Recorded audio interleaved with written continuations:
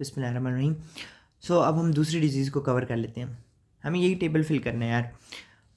सारी चीज़ें हमने पढ़ ली हैं बहुत अच्छे से, अब हमें सिर्फ इसमें फ़िट करना है हमारा पज़ल और हमारा चैप्टर हो जाएगा। हम पढ़ रहे हैं नेफ्रेटिक सिंड्रोम के साथ होने वाली डिजीज़ को, ठीक है। तो दूसरी डिजीज़ हम पढ़ने लगे हैं, that is rapidly progressive glomerulonephritis. Rapidly progressive glomerulonephritis जो है, क्लिनिकल फीचर तो साइड पे हो गए क्योंकि ये क्या है, नेफ्रेटिक सिंड्रोम के साथ अपीयर होती है। नेफ्रेटिक सिंड्रोम के मैं रिपीट नहीं कर रहा क्या क्लिनिकल फीचर्स होते हैं, ओके। इसमें हमारे पास क्या होती हैं, 3 टाइप्स होती हैं, 3 तरह की होती है ये, टाइप 1, टाइप 2 एंड टाइप 3। अब अगर आपको पैथोजेनेसिस जब मैंने आपको बताई थी तो ये पिक्चर देख के आपको क्या याद आ रहा है?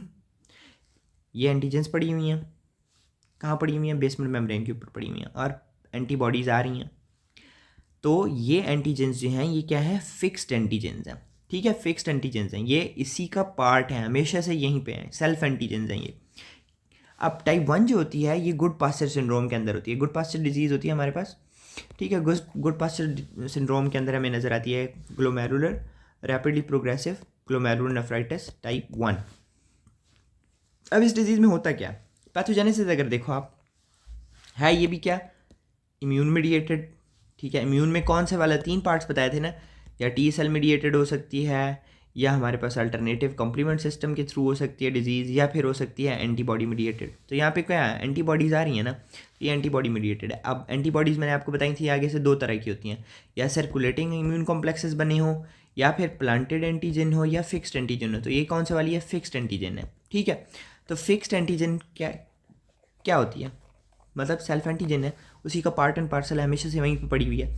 तो यहाँ पे इस डिजीज़ में क्या होता है कि कॉलेजन की हमारे पास कॉलेजन टाइप 4 होती है, ठीक है। उसकी एक नॉन कॉलेजनस डोमेन होती है, लेट मी सी, NC1 डोमेन, ठीक है। नॉन कॉलेजनस डोमेन, कॉलेजन टाइप 4 की नॉन कॉलेजनस टाइप 1 डोमेन होती है अल्फा 3 चेन पे।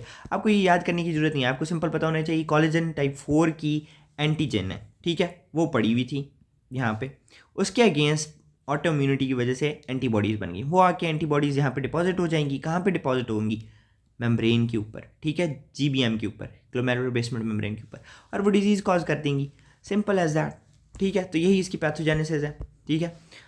तो टाइप 1 रैपिडली प्रोग्रेसिव ग्लोमेरुलोनेफ्राइटिस के अंदर क्या होता है कि कॉलेजन टाइप 4 की एक एंटीजन होती है, उसके अगेंस्ट वो क्या है, फिक्स्ड एंटीजन है, ये बात याद रखनी है। उसके अगेंस्ट एंटीबॉडीज़ बन जाती हैं, वो एंटीबॉडी एंटीजन कॉम्प्लेक्स बनता है, वो किसको एक्टिवेट करता है, C3 कॉम्प्लीमेंट सिस्टम को, और उसकी वजह से क्या होता है, वहाँ पे इन्फ्लेमेशन होती है।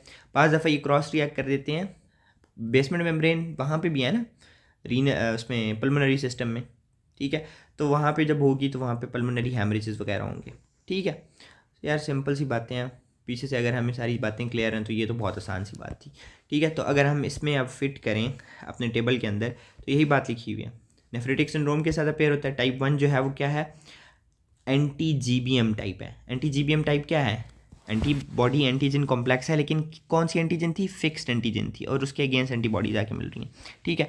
अब इसमें क्या होगा, प्रोलिफरेशन होगी, हाइपर सेलुलैरिटी होगी, ठीक है। यहाँ पे क्रीसेंट फॉर्मेशन हो रही है। अब क्रीसेंट फॉर्मेशन क्या होती है, मैंने आपको बताया था कि जो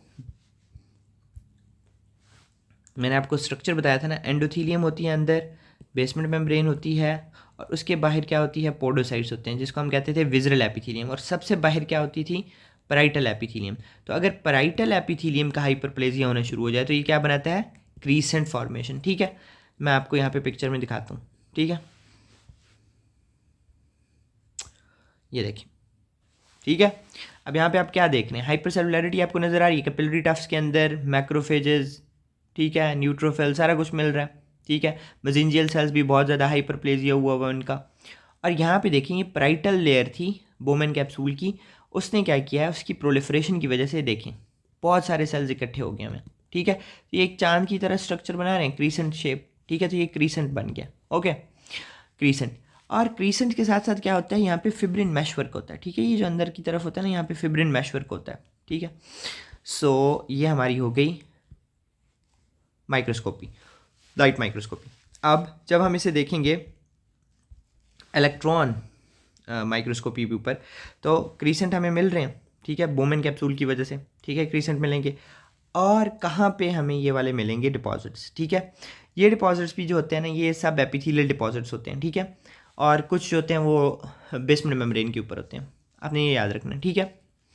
और इसके अलावा हाँ, टाइप 1 जो है वो उसके अंदर किस तरह की इम्यूनोफ्लोरेसेंस मिलेगी, लीनियर पैटर्न मिलेगा। लीनियर पैटर्न क्यों मिलेगा, क्योंकि बेसमेंट मेम्ब्रेन की फिक्स्ड एंटीजन है। फिक्स्ड एंटीजन का मतलब क्या है, वो वहीं पे पड़ी हुई थी, तो वो लाजमी सी बात है, चेन है कोलेजन, तो वो एक उनका ख़ास स्ट्रक्चर है, वो लीनियर पैटर्न में अरेंज होती हैं। तो उसके अगेंस्ट जब एंटीबॉडी कॉम्प्लेक्स बनेगा तो ये इस तरह प्रॉपरली अरेंज्ड होगा, ठीक है। तो एक सीक्वेंस नजर आएगी।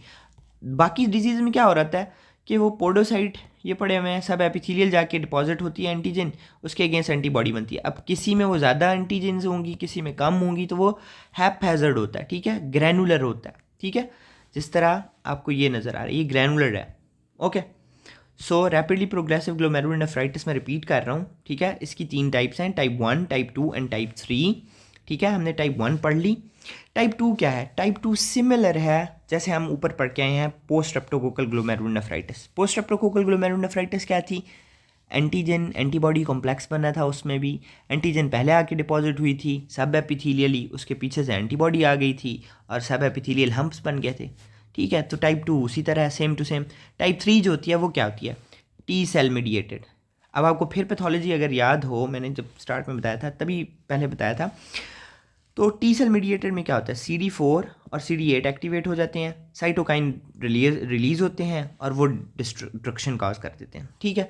तो टाइप 3 है। आपको टाइप 1 पता होनी चाहिए, जिसे हम गुड पास्चर सिंड्रोम कहते हैं मेनली। हमने लाइट माइक्रोस्कोपी भी देख ली, लीनियर डिपॉजिट्स मिल रहे हैं हमें, ठीक है। कहाँ पे मिल रहे हैं, ग्लोमेरुलर बेसमेंट मेम्ब्रेन पे, क्योंकि डिजीज़ ही वहीं की है ना, ग्लोमेरुलर बेसमेंट मेम्ब्रेन के ऊपर ही तो फिक्स एंटीजेंस थी। गुड पास्चर सिंड्रोम में यही हो रहा था ना, तो उसमें क्या मिलेंगी, लीनियर डिपॉजिट्स होंगे, लीनियर, ठीक है। और कहाँ पे, ग्लोमेरुलर बेसमेंट मेम्ब्रेन पे। यार आपको सिर्फ पैथोलॉजी पता होगी ना, आपको माइक्रो लिखनी बिल्कुल ईजी है, ठीक है। इसकी जो माइक्रोस्कोपी है ईजी है। और इम्यूनोफ्लोरेसेंस पे भी हमें लीनियर डिपॉजिट मिलेंगे और उनकी कंपोजिशन क्या होगी, IgG और C3 से मिलकर बने होंगे, ईजी सी बात है। दूसरी टाइप जो थी टाइप 2, टाइप 2 को हम क्या कहते हैं, प्लांटेड एंटीजेंस के अगेंस्ट, सेम टू सेम है जैसे कि ऊपर हमने पढ़ा है, सही है, पोस्ट स्ट्रेप्टोकोकल ग्लोमेरुलोनेफ्राइटिस उसी की तरह, ठीक है। और इसके अंदर भी क्या होगी, हाइपर सेलुलैरिटी मिलेगी, सही है, मेसेंजियल सेल का हाइपरप्लेजिया होगा, सारा कुछ सेम टू सेम। सब एपिथेलियल डिपॉजिट्स मिलेंगे, हम्प्स बनेंगे, ठीक है। और इसके अंदर ग्रैनुलर होंगे, मैंने आपको बताया ना, ग्रैनुलर और लीनियर मैंने आपको समझा दिए क्यों होते हैं, ओके। और टाइप 3, टाइप 3 को हम कहते हैं पॉसी। पॉसी का मतलब होता है लेस, ठीक है। अब पॉसी क्या होती है, पॉसी इम्यून पैथोलॉजी क्या होती है, T cell mediated. T cell mediated भी मैंने आपको बता दिया क्या होती है।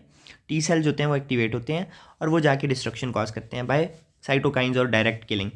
लेकिन इसमें एंटीजन एंटीबॉडी कॉम्प्लेक्स नहीं बन रहे। जब एंटीजन एंटीबॉडी कॉम्प्लेक्स नहीं मिलेंगे तो डिपॉजिट्स कहाँ से आएंगे, डिपॉजिट होते ही क्या हैं, ऑटोम्यून कॉम्प्लेक्सेज ही हैं ना, एंटीजन एंटीबॉडी के कॉम्प्लेक्सेस। तो वो जब है ही नहीं इसकी पैथोलॉजी में, तो ये कहाँ से मिलेंगे, डिपॉजिट्स नहीं होंगे। डिपॉजिट्स नहीं होंगे तो इम्यूनोफ्लोरेसेंस हम क्या करेंगे, उसकी चेक करेंगे, ठीक है। तो इजी सी